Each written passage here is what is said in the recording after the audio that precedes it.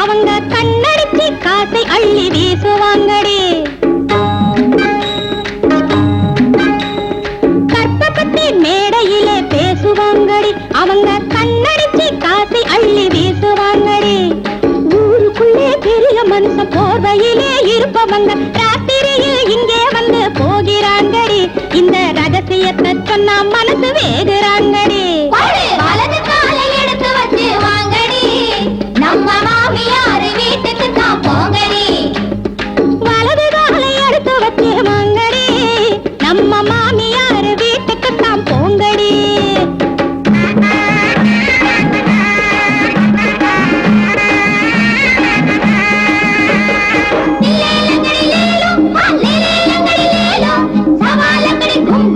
ஜமாலங்கடி ஜும்